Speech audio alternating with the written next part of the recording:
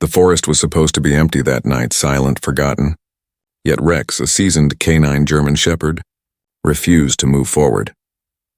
The German shepherd's growls echoed through the trees, his gaze fixed on a dark, abandoned cabin ahead. The place wasn't on any map, yet fresh tire tracks led straight to it. Easy. Boy, Mark whispered, but Rex barked violently, jerking the leash toward the building.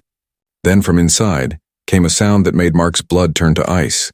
A muffled scream, sharp and human, swallowed instantly by silence. The forest fell still. No birds, no wind, only Rex's growls echoing through the dark. Mark's heart pounded. Was someone trapped in there? Or was Rex sensing something far worse? What they found inside that cabin would leave every officer who arrived next frozen in disbelief. Before we start, make sure to hit like, share, and subscribe. And really, I'm curious, where are you watching from? Drop your country name in the comments. I love seeing how far our stories travel. The early morning mist drifted lazily between tall pine trees as Officer Mark Jensen walked down the narrow forest trail, his boots crunching softly against the damp earth. Beside him, Rex, a strong, alert German shepherd, moved with purpose, nose to the ground, ears twitching at every sound. The forest was calm, almost peaceful, but Mark knew better than to let his guard down. This part of town had been under watch for weeks. Reports of illegal hunting, missing pets, and strange lights seen deep in the woods after dark. Stay close, buddy, Mark murmured, his breath visible in the cold air. Rex gave a short, obedient bark before continuing ahead. The sun was just beginning to filter through the treetops, scattering golden rays across the thick foliage. Everything seemed ordinary. Birds calling, wind rustling, the faint smell of pine. Yet something about the silence between sounds felt unnatural, as if the forest itself was holding its breath. Mark scanned his surroundings. No movement, no voices, just the distant echo of a woodpecker somewhere far off. He checked his GPS tracker. No trails or buildings marked in this area. The patrol was meant to be routine, a simple sweep before returning to base. But Rex suddenly froze, muscles tightening. His ears perked sharply toward the east, nose flaring as he sniffed the air. "What is it, boy?" Mark whispered, lowering his hand to the leash. Rex didn't move. His body was still, but his tail began to flick. A sign Mark had learned meant one thing. He'd sensed something unfamiliar. The calm forest suddenly felt heavier. Mark's instincts stirred. He gripped Rex's leash tighter, eyes narrowing into the mist ahead. Whatever was waiting in that silence was about to turn this quiet patrol into something far more dangerous. Rex's sudden halt wasn't random. His nose hovered above the ground, tracing a fresh scent along a patch of disturbed dirt. Mark crouched beside him, eyes narrowing as he noticed something odd. Deep tire marks imprinted in the mud, cutting sharply across the forest floor. They weren't old. The tread was crisp, the soil still moist.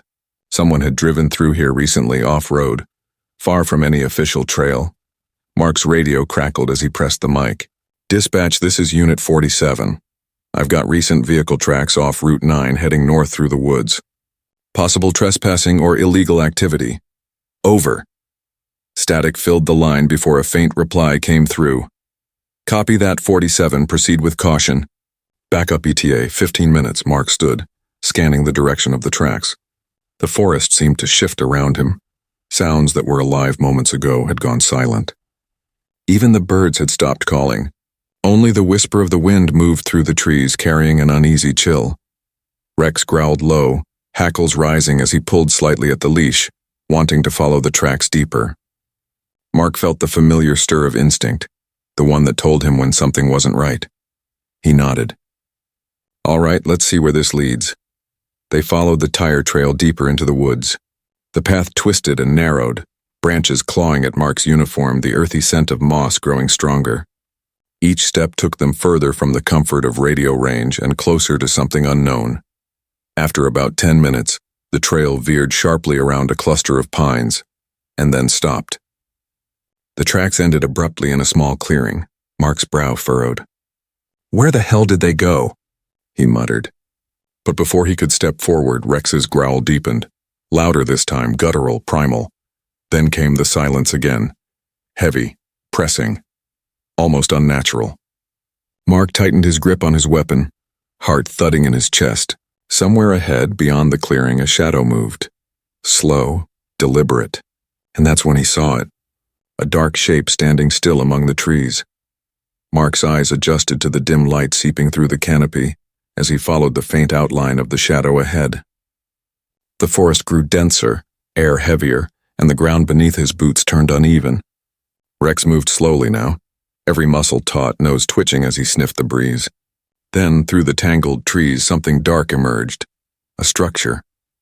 It stood unnaturally still in the clearing, a small black wooden cabin with walls so dark they almost blended into the forest itself. It looked old but not abandoned. The wood was solid, the roof intact, and faint mud prints led right up to the front door. Mark's brow furrowed. "That's impossible," he muttered. He had patrolled these woods for years. There was never supposed to be any building here. Rex began barking, sharp, relentless barks that shattered the forest silence. His paws dug into the ground, pulling toward the cabin as if warning Mark of something unseen. "Easy, boy," Mark ordered, tightening his grip, but the German Shepherd refused to back down.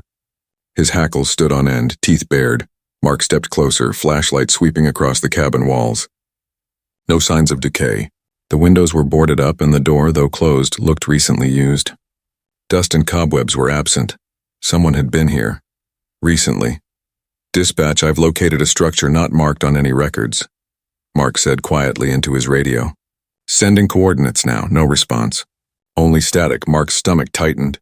He glanced back at Rex, who was pacing in small, tense circles, gaze fixed on the door. The air smelled faintly of oil and damp wood, but beneath that, something else. Something metallic. He took another cautious step forward. The forest seemed to close in behind them, muffling all distant sounds. Even the wind had stopped moving. Only Rex's growls filled the air, and then faintly, a sound came from inside the cabin. A single muffled thud. Mark froze. His pulse quickened. Someone, or something, was inside. Mark's instincts screamed caution as he motioned Rex to stay low. The German Shepherd obeyed, though his growls didn't cease, low and guttural like thunder rumbling beneath the earth. Mark circled the cabin slowly, his flashlight sweeping across the dark wooden walls. That's when he noticed it. Strange markings carved into the wood near the back corner. Symbols. Not random scratches, but deliberate engravings, burned slightly into the surface. They looked like letters or runes, uneven, primitive, but purposeful. He leaned closer, running a gloved finger over one of the carvings. The edges were fresh. Someone had made these recently. "What the hell is this place?" he whispered under his breath. Rex's sharp bark cut through the silence. He was sniffing furiously near the cabin's foundation, pawing at the dirt. Mark hurried over, watching as the dog dug into the soil until something caught beneath his claws, a small piece of cloth, half buried in the mud. Mark picked it up carefully. It was torn, frayed at the edges, and smeared with something dark, reddish-brown. Blood. A chill ran through him. He slipped the fabric into an evidence bag, eyes narrowing at the nearby ground. More small patches of disturbed earth. Footprints, some human, others smaller, animal perhaps. But the tracks were uneven, erratic, as if something or someone had been dragged. He lifted his flashlight toward the window. The inside was pitch black, the glass coated with grime and something thicker. The smell of gasoline lingered faintly in the air, sharp and unnatural for a forest that deep. Rex suddenly whined, nose pressed against the wooden boards, tail stiff as a rod. Mark could see his partner's unease growing. "You sense something, don't you, boy?" he murmured, and then faintly from within the cabin came a soft scraping sound, like metal against wood. Slow, deliberate. Mark froze, pulse pounding in his ears. The radio on his shoulder crackled with static, then went silent again. He tightened his grip on his flashlight and weapon, whispering under his breath, "Whatever's inside, it's not alone." Rex's growl deepened. The forest seemed to hold its breath. The cabin, once still, now felt alive. Mark took a slow step back, his every sense on high alert. The forest that once felt vast and peaceful now seemed to close in around him, trees looming like silent witnesses to whatever was happening inside that cabin.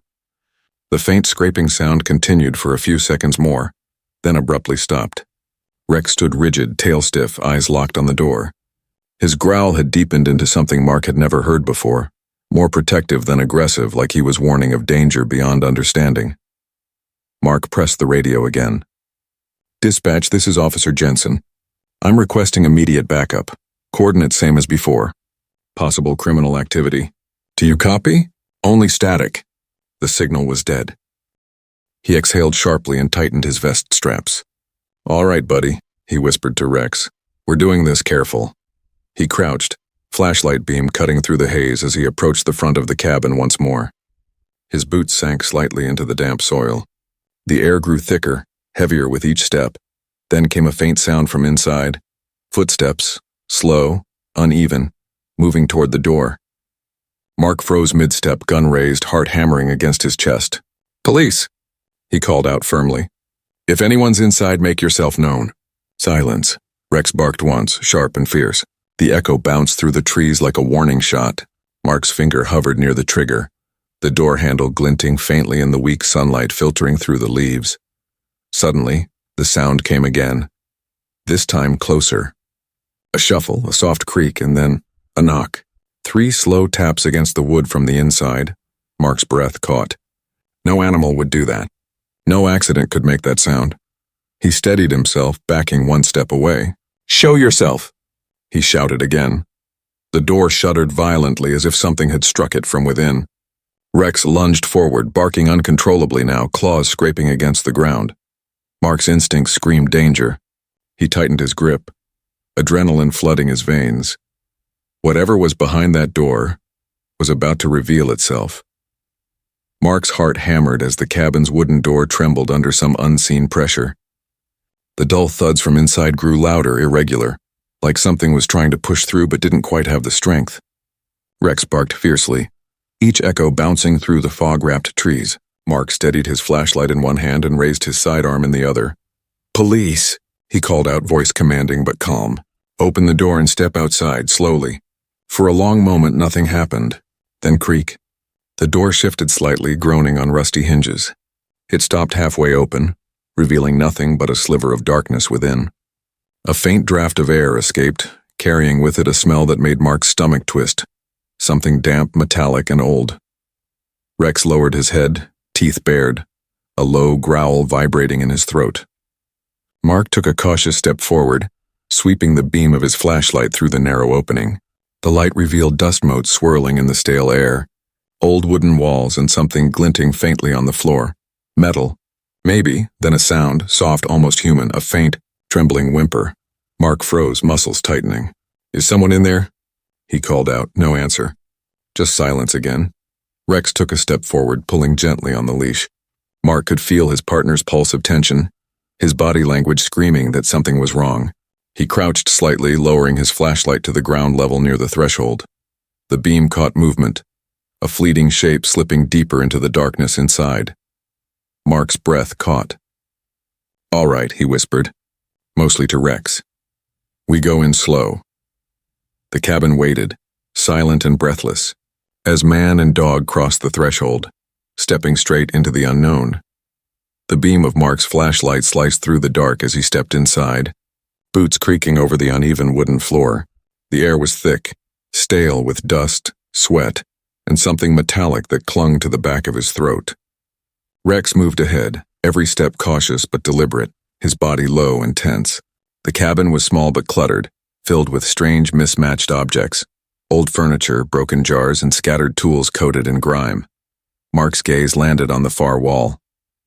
Chains hung from rusted nails.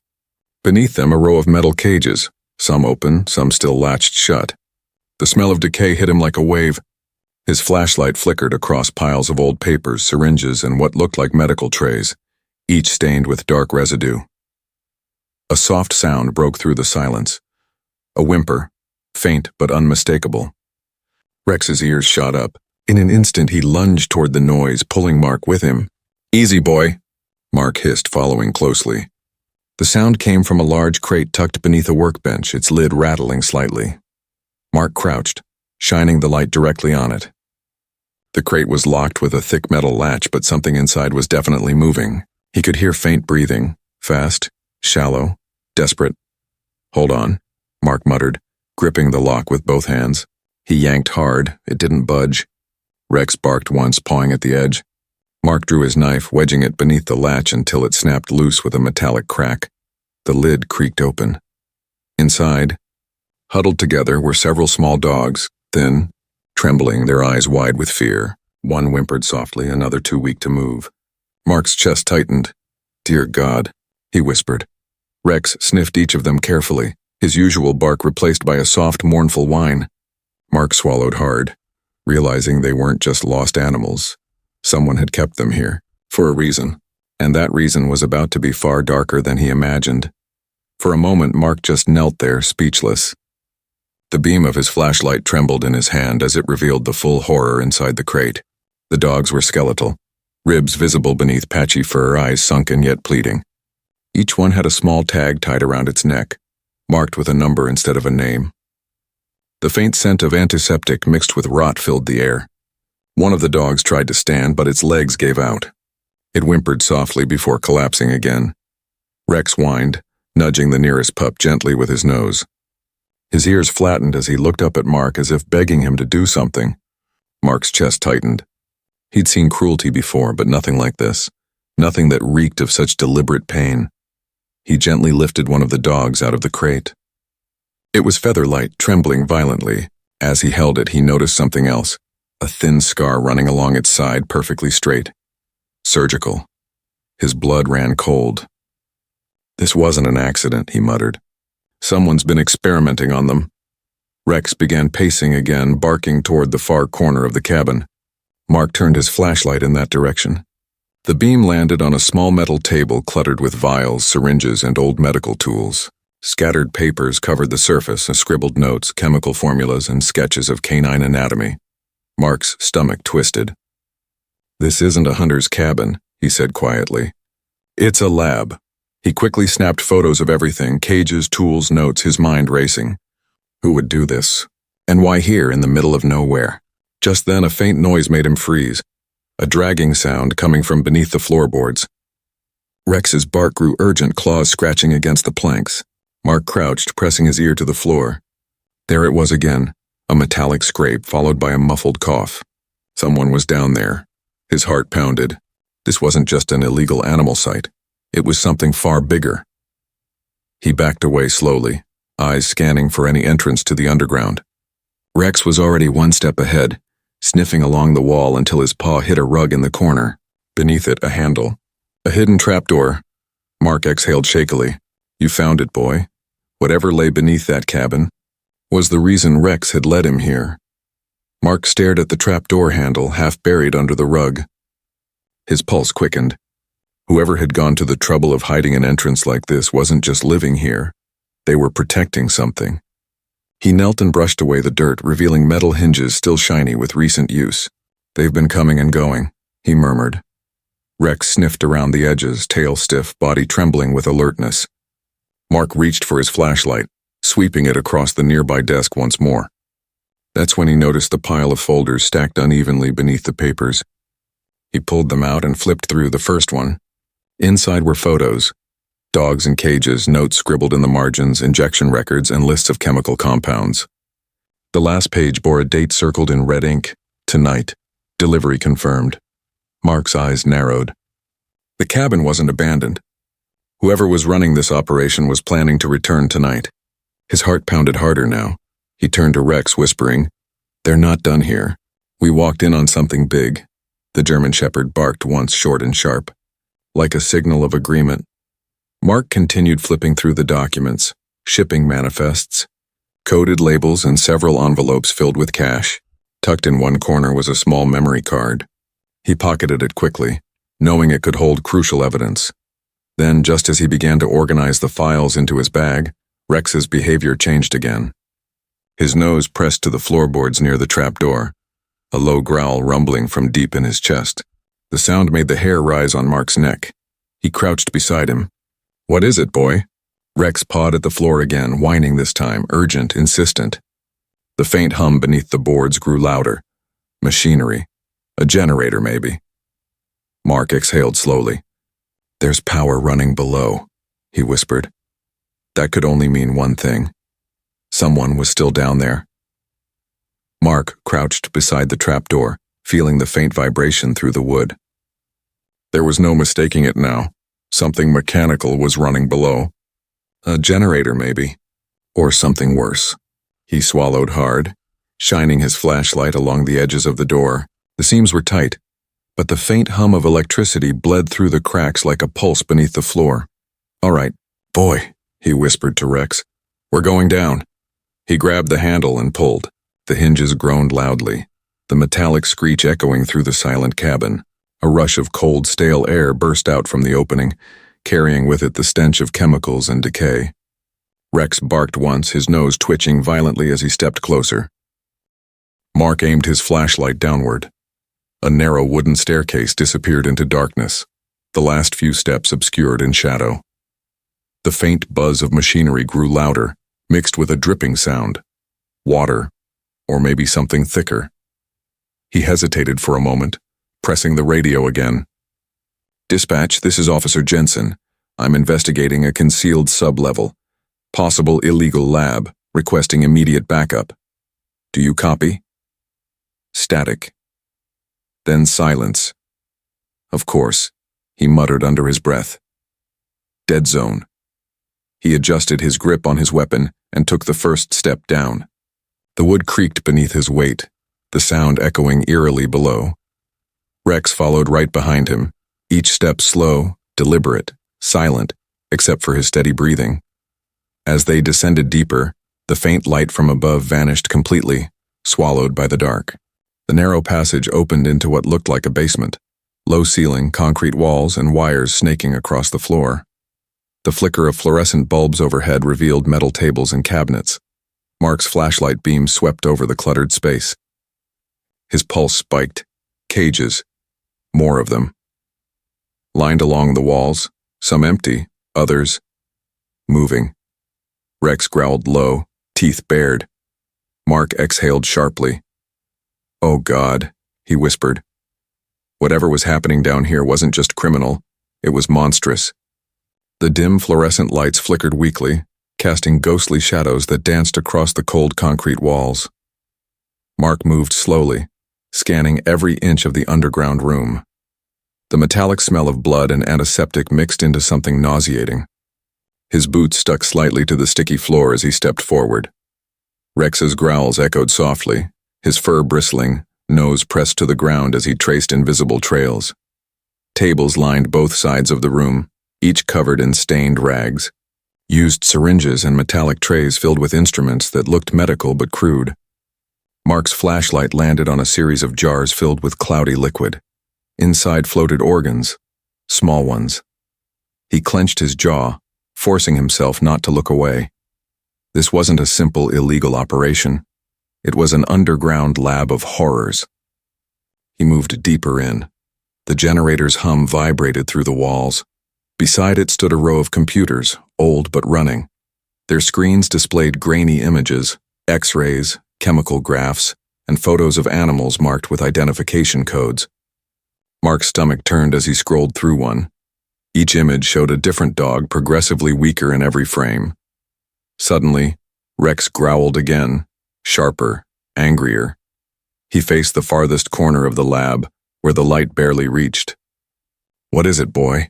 Mark whispered, lowering his weapon slightly but keeping his finger on the trigger. Rex stepped forward, hackles raised. Mark followed the beam of his flashlight into the darkness, then froze. There, huddled behind a stack of crates, was a man.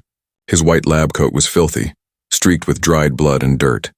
He looked terrified, eyes wide and sunken, face pale as chalk. "Don't shoot," the man cried, raising trembling hands. Please, I'm not one of them." Mark approached cautiously, gun trained on him. "Who are you? What's going on down here?" The man swallowed hard, voice shaking. "You don't understand. I was forced to do this. They made me. If I didn't, they said they'd kill me." "Who?" Mark demanded, his voice cutting through the room like a blade. The man hesitated, eyes darting toward the ceiling as though expecting someone to burst in. "The people who own this place," he whispered. "They're coming back. Tonight." Rex barked once, loud and sharp. Mark's blood ran cold. Mark's flashlight beam wavered slightly as the man's words sank in. "They're coming back tonight?" he repeated, voice low and tense. The scientist nodded shakily, his entire body trembling. "You don't understand," he whispered. "They're part of a syndicate. Private investors, corrupt officials, people with money and no conscience. They capture dogs, experiment on them, test illegal substances, and sell the data to overseas labs. This place..." He looked around, tears glistening in his tired eyes. "Is just one of many." Mark clenched his jaw, anger flashing in his eyes. "You're saying there are more of these?" "Yes," the man croaked, voice cracking. "I tried to escape last month, but they caught me. They forced me to keep working, kept me locked down here with the animals. I only survived because they needed me to monitor their tests."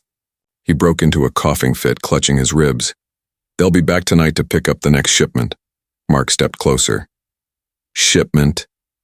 The man pointed toward the far end of the lab, where a heavy metal door stood half ajar. "Through there," he said weakly. "The next batch, 10 dogs, they were supposed to take them at midnight." Rex growled softly as if he understood every word. Mark exchanged a look with his canine partner, silent communication flowing between them.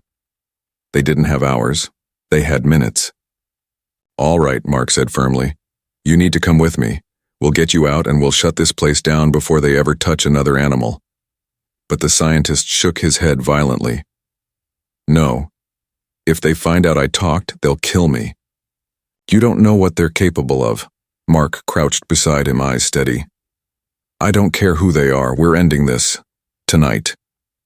Before the man could respond, Rex's ears shot up. He turned toward the trapdoor stairs, body tense. The faint rumble of engines filtered down from above, the crunch of tires on dirt. Mark's blood turned to ice. He turned off his flashlight, whispering sharply, "They're here." Rex gave a low growl, eyes glowing faintly in the dark. The silence broke with the unmistakable slam of a truck door outside. The syndicate had returned. The ground above them rumbled with the sound of heavy boots and metal doors slamming shut. Mark killed his flashlight instantly, plunging the underground, lab into shadows broken only by the flicker of a single dying bulb. Rex stood motionless beside him, muscles coiled, waiting for the command. The trembling scientist pressed himself against the wall, whispering, "It's them. I told you, they always come back around midnight."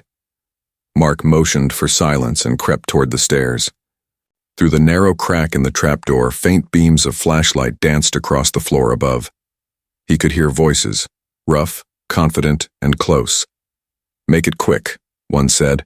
"We grab the files and finish the cleanup." Another laughed darkly. "And what about the dogs?" Boss said, "Leave no evidence." Mark's pulse hammered. They were going to kill the animals and likely destroy every trace of the operation. He couldn't wait for backup.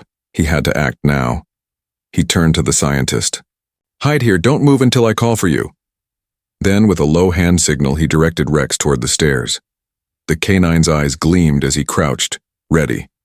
Mark climbed halfway up, pushed the trapdoor open an inch, and caught sight of 3 men inside the cabin, 2 armed with pistols, 1 carrying a flashlight and a duffel bag. The duffel was filled with cash, files, and vials, evidence. He exhaled slowly, steadied his weapon, and whispered, "Go." Rex exploded upward with a thunderous bark, launching from the shadows like a bullet.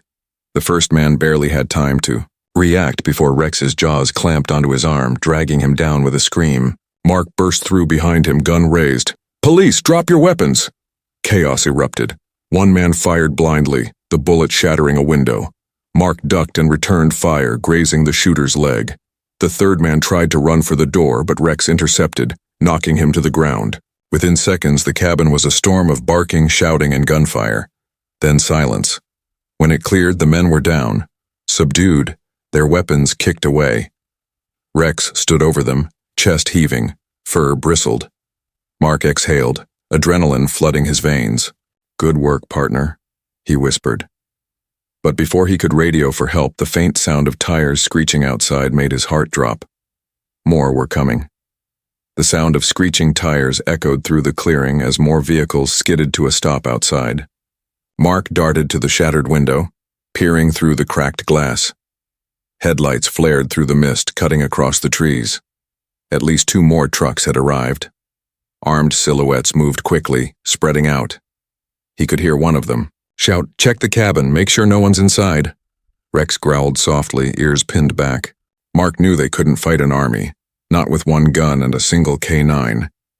He grabbed the duffel bag filled with files and evidence, slinging it over his shoulder. "We've got what we need, boy. Time to move." He motioned toward the trapdoor. The scientist scrambled up the stairs, panic in his eyes. "We'll never make it," he hissed. "Yes, we will," Mark said firmly. "Stick close." They slipped out through a side window just as the cabin door burst open behind them. Flashlights swept across the interior, beams cutting through dust and smoke. Voices cursed in confusion as they found their men tied up and the cages empty.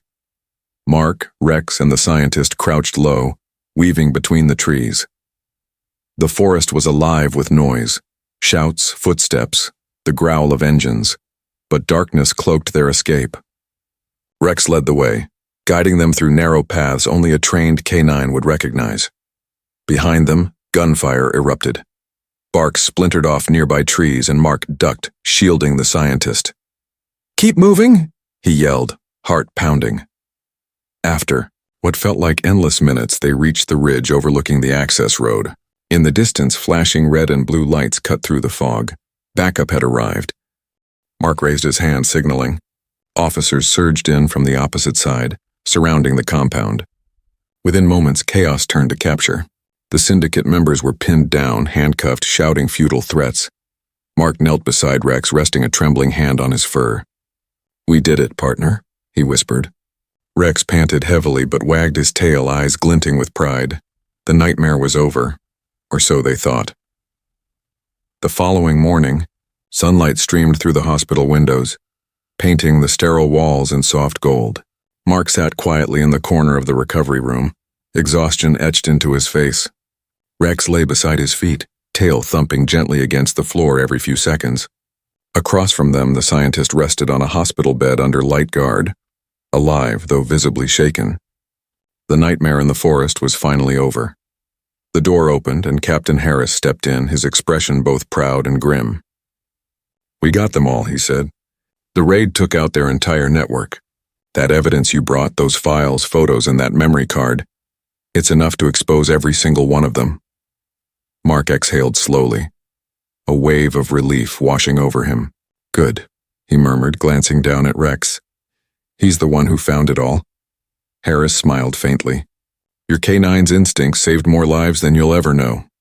A few days later, Mark and Rex visited the animal shelter where the surviving dogs were taken.